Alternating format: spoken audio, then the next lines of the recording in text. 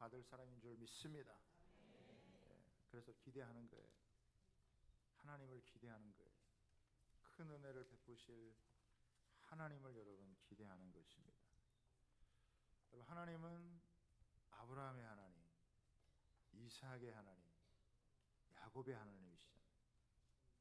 하나님께서 아브라함에게 은혜를 베푸셨고, 우리 지난주에 살펴본 대로 참 이삭에게 은혜를 베푸시는 것을 봤어요. 오늘은 우리가 야곱에게 하나님께서 어떻게 은혜를 베푸시는지에 대한 것을 함께 여러분 살펴보고자 합니다. 오늘은 두 가지를 나누게 될 텐데요. 첫 번째는 하나님은 인생의 위기의 순간에 찾아와 주신다고 하는 것입니다. 야곱은 믿음의 집안에서 태어난 사람입니다. 이 집안이 보통 믿음의 집안이 아니에요. 할아버지가 아브라함이고 자기 아버지 여러분 이삭도 어마어마한 축복의 사람입니다. 아버지가 20년 동안 아내인 리브가가 임신을 못하게 되자 열심히 기도해서 기도의 응답으로 낳은 아들이 여러분 야곱입니다. 쌍둥이로 태어나면서 형의 발목을 잡고 이렇게 태어나 둘째로 태어나게 된 것이죠. 여러분, 할아버지 아브라함은 정말 간증이 많은 살아있는 그런 간증자예요. 할아버지만은 못하지만은 자기 아버지 이삭의 간증도 대단하지 않습니까?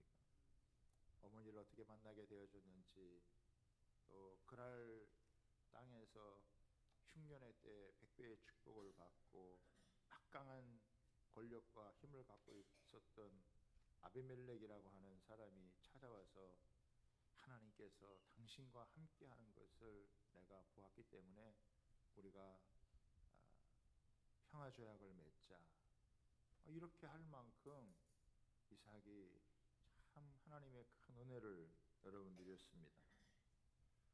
할아버지의 간증을 들어도 또 아버지의 간증만 들어도 정말 믿음이 쑥쑥 커갈 것만 같은 이런 집안 아닙니까? 그런데요, 실상은 그렇지 않았어요. 야곱의 형이었던 에서는요, 신앙에 대해서, 믿음에 대해서 별 관심이 없는 사람이었습니다.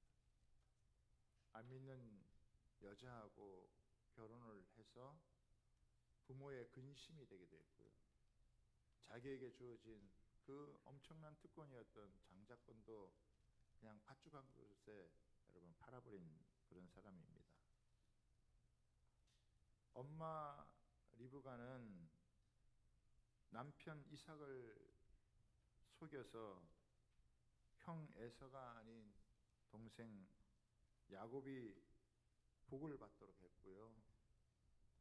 또 아들 야곱도 아버지 이삭을 속인 사람이에요. 결국 이 일로 인해 가지고 형 에서가 야곱을 죽일 마음을 갖게 되어져서 야곱을 이제 피신시키게 되어지는 그런 상황이 벌어진 거죠.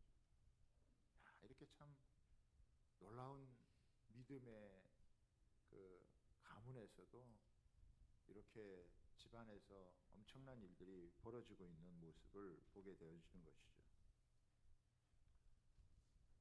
표면적으로는 야곱을 가나안 여인이 아닌 친족의 사람으로 며느리를 얻고자 여러분 떠나보내는 것이었지만 내면적으로는 집안에 큰 일이 날 것 같으니까 도피시키는 것입니다. 그러니까 야곱은 그냥 갑작스럽게 어쩔 수 없이 자기 집을 떠나게 되어지는 거예요. 그동안 한 번도 집을 떠나본 여러분 사람이 아닙니다. 늘 어머니 곁에서 이렇게 가족들과 함께 살던 그런데 자신의 삶의 터전인 브엘셰바를 떠나서 하란이라고 하는 곳까지 거의 한 7, 800km가 되기 때문에 한 달 정도의 여정의 길을 걸어서 가야 되는 곳입니다. 서둘러서 여러분 떠나게 된 거예요.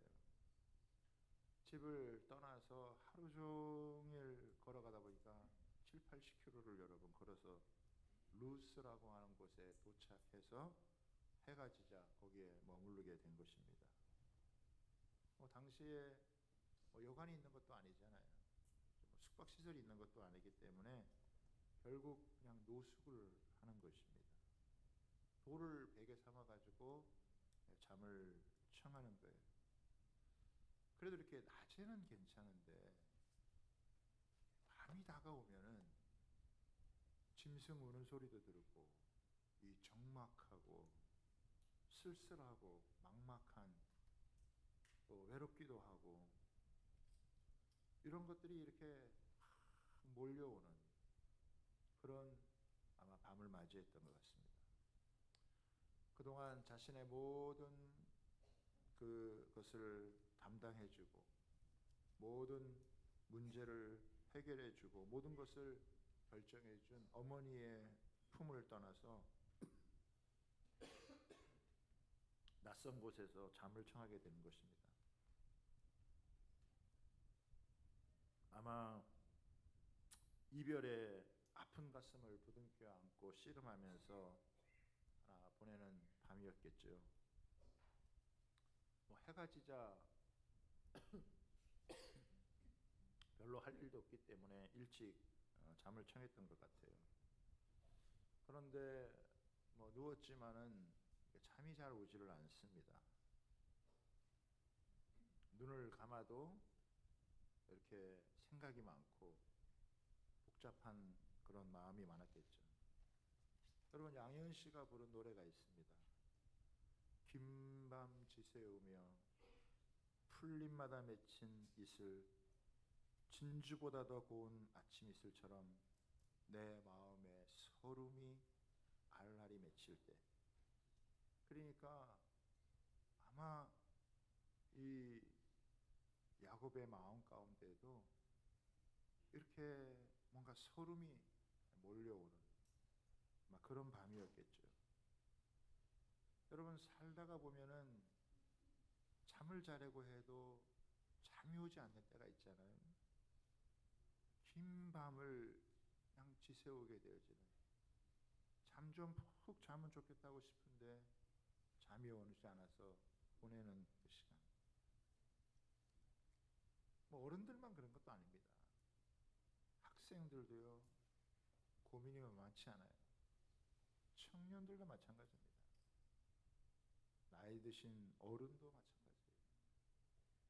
누구나 다 이렇게 여러분 맞이할 수 있어요. 잠은 자고 싶은데 잠은 오지 않고 생각이 복잡하고 마음으로 여러 번민이 있는 그런 모습이죠.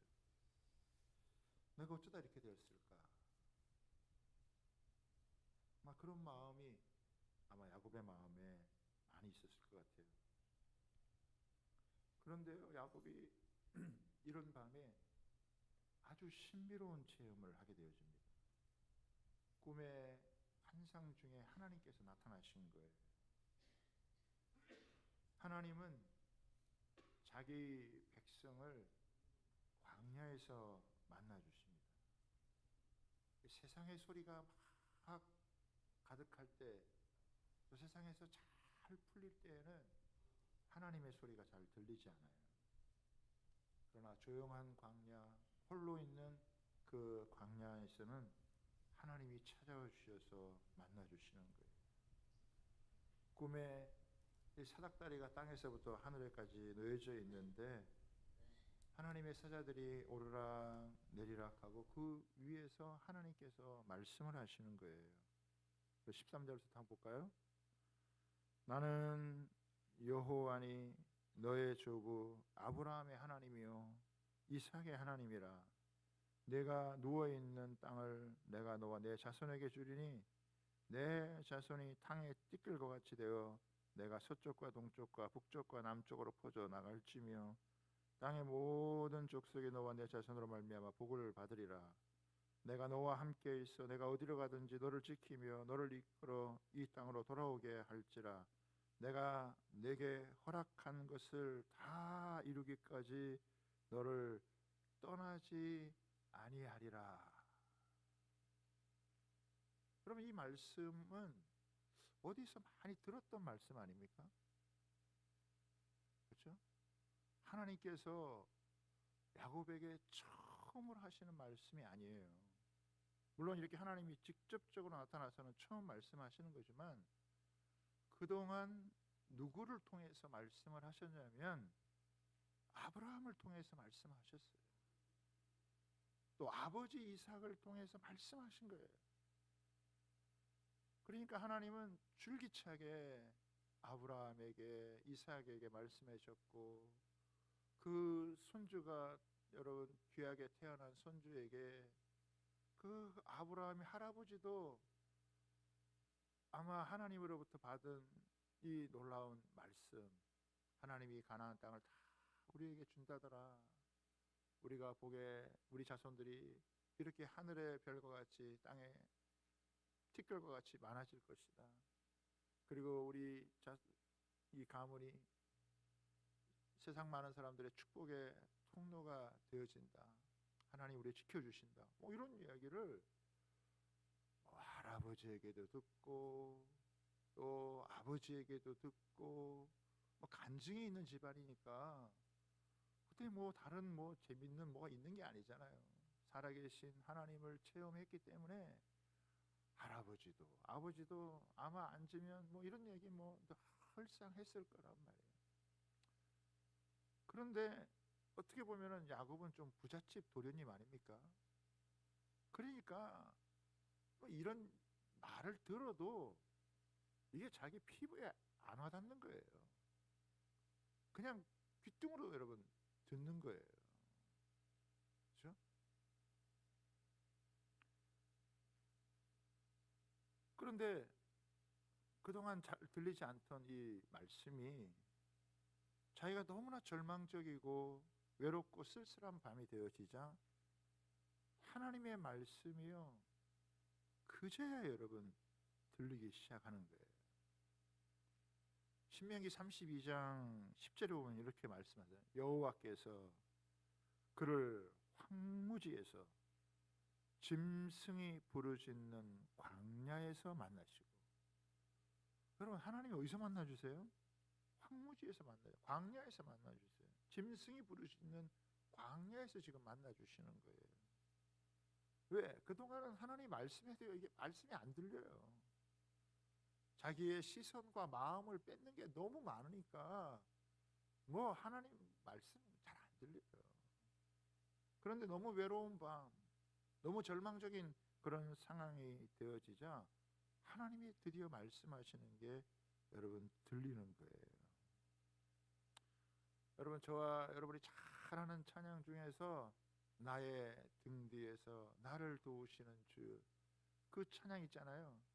그 찬양 여러분 우리가 많이 부르면서 힘을 얻는 여러분 찬양 중에 하나인데 2절에 가서 보면 그런 말씀이 나와요. 그런 찬양의 가사가 나와요.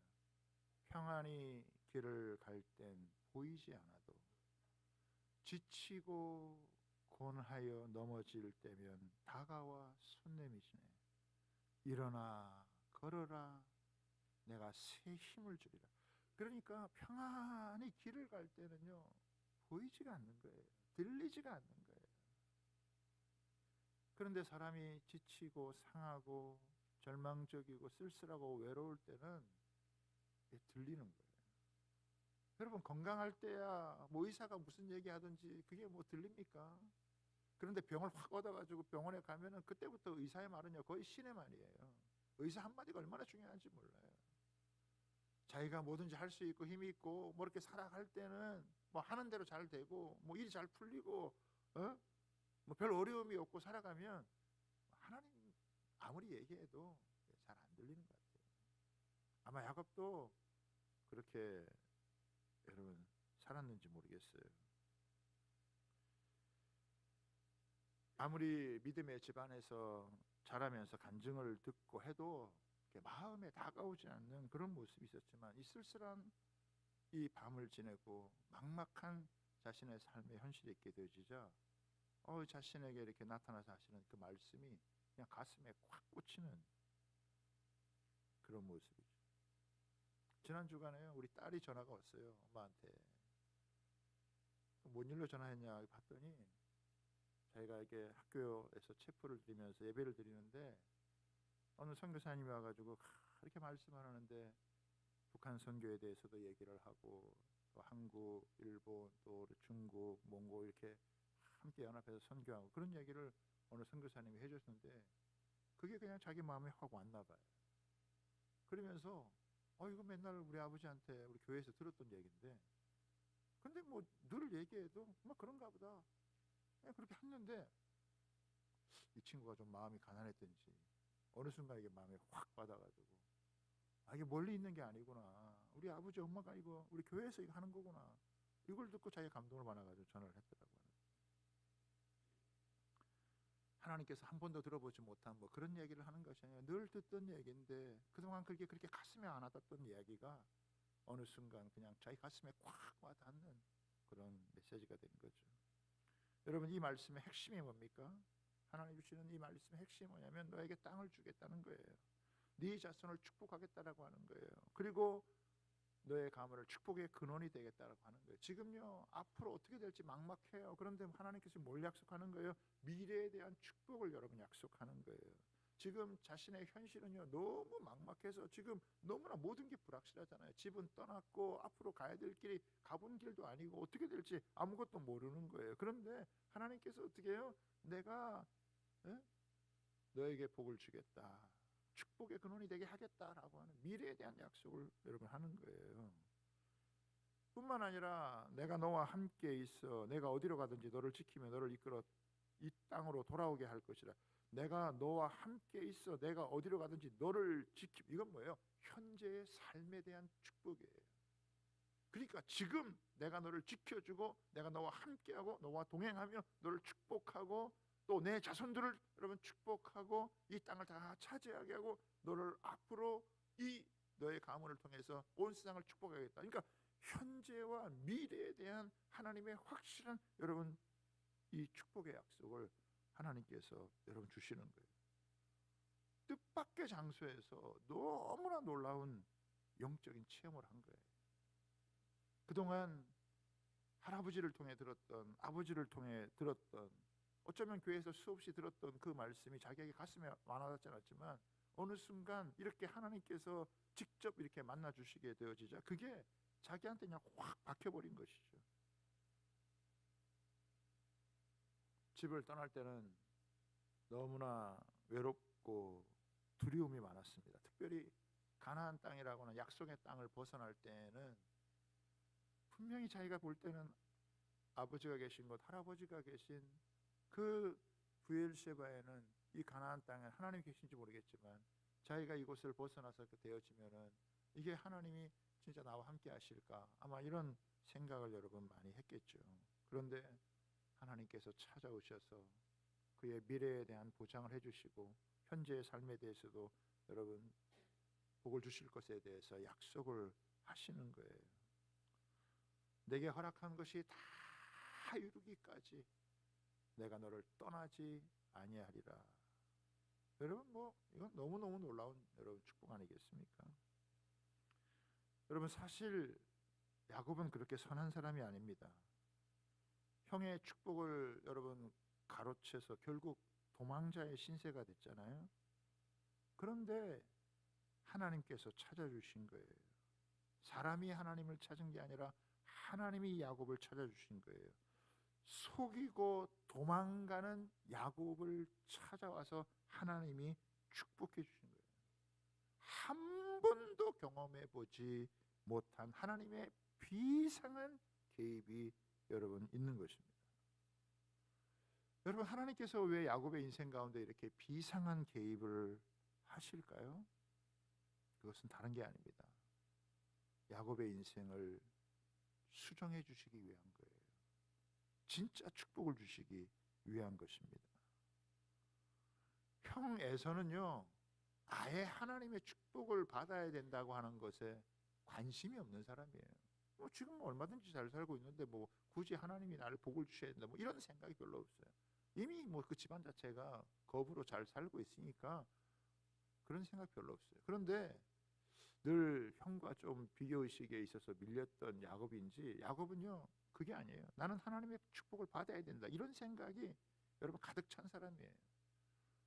나는 하나님의 복을 받아야 돼. 하나님이 복을 주셔야 내가 진짜 복을 받는가 이런 마음을 여러분 가진 사람이 여러분 야곱이에요. 근데 문제는 뭐냐면 이런 하나님의 복을 받아야 된다는 생각은 너무나 귀중한 생각이지만은 이 복을 속여서라도, 이 복을 이렇게 아버지를 속이고 형을 속여서라도 자기가 쟁취하면 여러분 이 복이 자기 것이 될 것으로 착각을 한 거예요.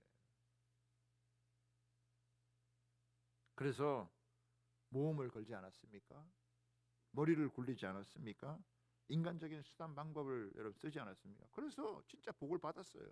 아버지의 축복을 여러분 받았습니다. 아버지의 축복을 받으면 막 좋아질 것 같고 달라질 것 같은데, 아버지의 축복을 받았는데 형이 그것 때문에 자기를 미워하고 죽이려고 하고 자기는 도망자의 신세가 된 거예요. 자기가 나름대로 최선을 다해 봤는데 자기에게 돌아오는 거는 아무것도 아니라는 거죠. 네? 이렇게 노숙을 하는 이런 신세가 된 것을 여러분 이런 마음이 있는 거잖아요. 하나님은 야곱에게 하나님의 복을 그런 식으로 받는 게 아니다라고 하는 것을 알려주시는 것 같아요. 저는 여기서 여러분 두 가지로 생각을 할 수 있다고 생각해요. 첫 번째는 많은 사람들이요, 하나님이 복이 없어도 잘 살 수 있다 이런 생각을 하고 사는 사람들이 많습니다. 그러나 또 한편으로는요, 하나님의 복을 받아야 된다는 것을 알지만 하나님의 방법이 아니라 인간의 방법으로 그 복을 받으려고 하는 사람들이 있다는 거예요. 두 가지 다 잘못된 거죠. 하나님의 복은 하나님의 방법으로 받아야 되는 거예요. 아멘입니까? 그래서 하나님께서 나타나실 때 어떻게 나타나 주시느냐, 이 사닥다리의 꿈을 왜 하나님께서 사닥다리의 꿈을 여러분 주시는가 생각을 해야 된다는 것입니다. 여러분 사닥다리라고 하는 것이 뭡니까? 그렇죠? 사닥다리라고 하는 것은 연결을 하는 거예요. 그래서 지금 이 사닥다리는 이 땅에서부터 하늘로 연결이 되어져 있는 거잖아요. 그렇죠? 그래서 단절이 된 곳을 연결을 하는 것인데, 이 땅에서부터 하늘까지 연결되어지고 거기에 하나님의 사자들이, 천사들이 오르락 내리락 여러분 한다라고 하는 거예요. 여러분 우리가 여기서 주는 중요한 교훈이 있습니다. 그게 뭐냐면, 여러분 하늘과 땅은 원래 연결되어져 있었어요. 그런데 인간의 죄로 말미암아서 이게 지금 단절되어져 있는 것입니다. 하늘과 땅이 단절된 상태에서 아무리 인간이 노력을 하고 여러분 수고를 해도 진정한 축복의 문이 열리지 않는다라고 하는 거예요. 그래서 이 사닥다리를 통해서 하늘과 땅이 연결되어지고 하늘의 문이 열리게 되어지고 하나님의 이 천사가 오르락 내리락 하면서 이 연결 통로가 되어질 때, 그때 진짜 축복이 임한다라고 하는 것을 보여주는 것입니다. 그러니까 야곱이 가장 막막한 순간, 가장 여러분 어쩌면 두려운 순간에 하늘의 문이 열리는 거예요. 하나님은 야곱의 두려움, 야곱의 불안, 야곱의 근심, 야곱의 고통, 이걸 아시는 거죠. 마치 야곱의 삶의 현주소를 아듯이 하나님이 우리의 여러분 삶의 현주소를 아시는 거예요. 그래서 하나님이 그를 진짜로 축복해 주시기 위해서 내려오신 거예요. 그런데 이 말씀이요, 놀랍게도 예수님께서 요한복음 1장 51절에 이 사닥다리 말씀을 여러분 하십니다. 요한복음 1장 51절을 한번 볼까요? 진실로 진실로 너희에게 이르노니 하늘이 열리고 하나님의 사자들이 인자 위에서 오르락 내리락 하는 것을 보리라. 이 야곱이 꾼 꿈은 뭐냐면은 하나님과 연결이 되어지는 거예요. 더 나아가서 예수님을 통한 구원의 길이 열리는 것을 우리에게 말씀하는 거예요. 죄로 말미암아 우리와 하나님과 단절된 상태에서 유일한 중보자가 되신 예수님께서 자신의 살을 찢고 피를 흘려서 하나님과 우리 사이를 연결되어져서 우리에게 생명을 주고 우리를 풍성케 하시기 위해서 이 땅에 오셨다라고 하는 거예요. 죄로 말미암아 깨어진 단절된 이 여러분 관계를 회복해서 우리에게 생명을 주고 우리를 더 풍성해 하면 진짜 하나님의 축복을 주기 위해 오셨다라고 하는 거예요. 하나님의 형상을 잃어버리고 우리가 방황하며 살던 우리를 하나님의 자녀 삼아 주시고 우리의 상처와 아픔을 고치시고 치유하고 회복하시면서 이렇게 연결되어지는 이거를 여러분 보여주는 거예요. 그러니까 어떻게 보면 가장 절망적인 이 위기의 상황이요, 하나님을 만남으로 가장 축복된 시간으로, 가장 놀라운 영광의 시간으로 여러분 변하게 되어지는 거예요. 여러분, 우리 인생에요, 어쩌면 진짜 위기와 이런 그 고통의 순간이 하나님을 만남으로 진짜 축복의 시간으로 바뀔 수 있다라고 하는 사실을 믿으시기를 바랍니다. 어려운 상황, 힘든 상황이요, 오히려 그게 진짜 축복으로 가는 길일 수도 있다라고 하는 것을 하나님을 만남으로 완전히 변화되는 그런 모습을 여러분 보게 되어지는 것이죠. 하나님은 저와 여러분에게 복 주시기를 좋아하시는 분이에요. 우리가 모자란 게 많고 부족한 게 많아도요, 우리를 변화시켜서 진짜 축복 주시기를 원하시는 분이 하나님이시라고 하는 것을 여러분 믿으시기를 바랍니다. 아이고, 나 같은 사람이 무슨 복을 받으려고 그런 말하면 안 돼요. 예수님을 희생해서라도 나를 구원하시고 나에게 생명을 주고 우리의 삶을 풍성케 하시고 큰 은혜를 주기를 원하시는 분이 하나님이시라고 하는 사실을 여러분 믿으시기를 바랍니다. 옆에 분하고 다시 한번 인사할까요? 당신은 장차 큰 은혜를 받을 사람입니다. 이렇게 한번 인사하겠습니다. 다시 또 인사하고, 하나님은 당신에게 복 주기를 좋아하시는 분이십니다. 이렇게 한번 인사해요.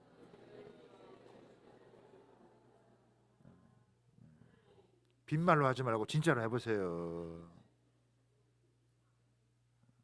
또 이렇게 한번 인사해 볼까요? 당신이 복을 받지 않으면 누가 받겠습니까? 이렇게 한번 인사해 보세요. 예. 예. 여러분, 하나님이 복 주셔야 진짜 받는 것입니다. 복을 받으려면 하늘 문이 열려야 되는 것입니다. 하늘 문을 열어주시는 분은 예수 그리스도라고 하는 것을 믿으시기를 바랍니다. 그래서 우리가 그 예수님을 여러분 귀히 여기고 그 예수님을 나의 유일한 주요 유일한 하나님으로 믿고 나아가는 것입니다. 두 번째는요, 하나님을 만나면 소망을 품은 개척자의 삶을 살게 된다라고 하는 거예요. 여러분, 말씀을 한번 여러분 보도록 하겠습니다. 16절입니다. 야곱이 잠이 깨어 이르되 여호와께서 과연 여기 계시거늘 내가 알지 못하였도다. 하나님이, 내가 자기가 이곳에 왔어도 하나님이 지금 나와 함께 한다는 걸 지금 깨닫게 된 거예요. 그런데 이에 두려워하이르되 두렵도다. 이곳이요, 이것은 다름 아닌 하나님의 집이요, 이는 하늘의 문이로다 하고. 여러분, 원래 루스라고 하는 것은 지금도 가도요, 뭐 별로 이렇게 대단하지 않아요. 그냥 산 등성이 같고 별로 이렇게 볼 것도 없어요. 좀 황량한 여러분 곳이기도 합니다. 그리고 이 루스라고 하는 말은 살구나무라고 하는 의미를 담고 있는데 아마 그 동네에 살구나무가 좀 많이 있었나 보죠. 그래서 그냥 살구나무 그냥 별 의미 없이 쓰는 거예요. 근데 거기에 여러분 뭐라고 얘기합니까? 베델이라고 하는 거예요. 이거를 SQ에서는요 의미지능이라 그래요. 의미를 부여할 줄 아는 거예요. 아무것도 아닌 곳이요, 하나님을 만나게 되자 그곳에서 거기에 자신의 인생의 기념비를 세울 수 있는, 거기에 의미가 부여되는 거예요. 의미를 부여할 수 있는 거예요. 그냥 평범한 곳인데, 그냥 지나가는 곳인데 하나님 만나면요, 그것이 나에게는 아주 특별한 곳이 되어지는 거예요. 나에게는 아주 소중한 곳이 여러분 되어지는 거예요. 교회 한번 왔다 갈 수 있지만 그곳에서 하나님의 살아계신 말씀을 여러분 들으면요, 그것이 나에게는요 특별한 곳이 여러분 되어지는 거예요. 여러분 또 한 번 보겠습니다. 18절 보세요. 야곱이 아침에 일찍 일어나. 저는 여기에도 상당한 의미가 있다고 생각해요. 사람이요, 꿈이 없잖아요. 사람이 어떤 마음속에 소망이 없잖아요. 사람이 마음속에 뭔가 기대하는 마음이 없잖아요. 그러면요, 눈 떠도 안 일어나고 싶어요. 더 자고 싶어요. 눈 떴어도 그냥 눈 감고 이불 속에 여러분 누워 있을 수 있습니다. 그러나 하나님의 축복에 여러분 말씀을 받았어요. 하나님 나타나셔서 말씀해 주셨어요. 눈을 뜹니다. 일어납니다. 그리고 어떻게 해요? 자기 마음속에 기대와 소망을 가지고 나아가는 거예요. 한번 생각해 보세요. 하루 정도의 길을 왔을 때 그 부엘셰바에서 자기 고향 땅을 떠나서 어머니를 떠나서 아버지를 떠나서 왔을 때 하루길이지만은 그 하루길 오는 동안에 얼마나 발걸음이 여러분 무거웠을까요? 얼마나 마음이 여러분 무거웠을까요? 얼마나 마음이 착잡해 여러분 했을까요? 그러나 그 밤에 하나님을 만나고 나자 앞으로 한 달의 길을 여러분 하란으로 가야 돼요. 그때 여기서 그냥 아침에 일어났다는 말은 그냥 일어난 것이 아니라 그가 살아갈 희망을 찾고 내 삶에 앞으로 어떤 일이 펼쳐질지 모르지만 하나님이 나와 함께 하시고 나를 복 주시겠다고 약속한다면 내가 그 약속을 붙들고 나아가면 어떤 삶이라도 감당하겠다라고 하는 개척자의 여러분 삶을 가지고 그런 꿈을 가지고 소망을 가지고 나아가는 것입니다. 하나님을 만나느냐 하나님을 만나지 않느냐, 하늘문이 열리느냐 열리지 않느냐는요 단순한 게 아니에요. 우리의 삶을 일으키느냐 일으키지 못하느냐라고 하는 거예요. 하나님은요 우리를 만나 주시기를 원하는 거예요. 우리를 일으켜 주시기를 원하시는 분이에요. 눈을 뜨게 하시고 몸을 일으키게 하시는 거예요. 소망을 품고 다시 도전하면서 나아가는 그런 삶으로 우리를 이끌어 주시는 분이시라고 하는 것을 믿으시기를 바랍니다. 그래서 제일 먼저 한 게 뭡니까? 자기가 베고 여러분 누웠던 돌을 그거를 기둥을 세우고 거기에 기름을, 이건 뭐냐? 예배하는 거예요. 하나님을 예배하기 위해서 일찍 일어나서 하나님을 여러분 예배하는 거예요. 하나님이 나의 소망이십니다. 하나님, 내가 하나님을 기대합니다. 지금 저의 형편을 보면, 지금 내 상황을 보면 진짜 너무 막막하고 너무 답답하고 너무 외롭고 절망적이고 아무런 소망이 없지만 하나님이 하늘 문을 여시고 그 하늘의 천사들이 오르락내리락 하면서 그 하나님이 붙들어 주신다면, 그 하나님이 축복해 주신다면 내 인생에 소망이 있다. 내가 살아야 될 이유가 있다. 나는 하나님의 축복의 사람으로 이 땅을 살게 될 거야. 이런 희망을 품고요, 이런 소망을 가지고 그가 일어나는 거예요. 그리고 달려가는 사람이 되어지는 거예요. 할렐루야. 그래서 하나님 만나면요, 하나님의 말씀이 내 속에 역사하면 이런 놀라운 여러분 은혜가 임하게 되어지는 것입니다. 그러면서 뭐라고 이야기를 하느냐, 세 가지를 요구해요. 서원합니다. 20절에 보니까 야곱이 서원하여 이르되 하나님이 나와 함께 계셔서 내가 가는 이 길에서 나를 지키시고 먹을 떡과 입을 옷을 주시오. 여러분 이거 아주 현실적인 거죠. 그렇죠? 당장 먹고 입고 하는 거, 이게 당장 문제가 되어져요. 그러니까 야곱은요 아주 현실적으로 여러분 하나님 앞에 얘기하는 거예요. 하나님이 나와 함께 계셔서 내가 가는 이 길에서 나를 지키시고 먹을 떡과 입을 옷을 주시어 내가 평안히 아버지 집으로 돌아오게 하시오면, 그러니까 세 가지 요구예요. 내가 하나님이 나와 함께 해주시고 먹고 여러분 이렇게 입을 옷을 주시고 생존하게 하고 또 돌아오게 하신다면 세 가지 요구를 하고 세 가지 충성을 약속해요. 첫 번째는 뭐냐? 여호와께서 나의 하나님이 되실 것이다. 내가 하나님만 섬기겠습니다. 그런 하나님이라면 내가 하나님만 섬기겠습니다. 두 번째, 내가 기둥으로 세운 이 돌이 하나님의 집이 될 것입니다. 하나님의 성전을 세울 것을 여러분 약속합니다. 그리고 뭐예요? 하나님께 내게 주신 모든 것에서 10분의 1을 내가 반드시 하나님께 드리겠나이다. 여러분 10분의 1을 하나님께 드림으로 하나님께서 모든 것을 주셨다라고 하는 고백을 하며 나아가는, 이걸 어떻게 해요? 소원하는 거예요. 하나님을 못 믿어서 하는 소원이 아니고 자기가 받은 이 축복이 너무 커서 내 현실 속에서는 정말 이루어질 가능성이 아무것도 없는 것처럼 보이지만 크신 하나님께서 약속하셨다면 그 하나님의 약속이 이루어질 것을 여러분 소망하는 마음을 가지고 하나님 앞에 이렇게 가는 거예요. 그러면서 하나님께서 그를 이끌어서 결국에는 여러분 나중에는 이 약속대로 이루어지게 되는 것을 볼 수 있습니다. 사랑하는 여러분, 하나님을 만나는 게요, 새로운 시대를 열어가는 여러분 삶의 개척자의 삶을 살아가는 길이라고 하는 것을 믿으시기를 바랍니다.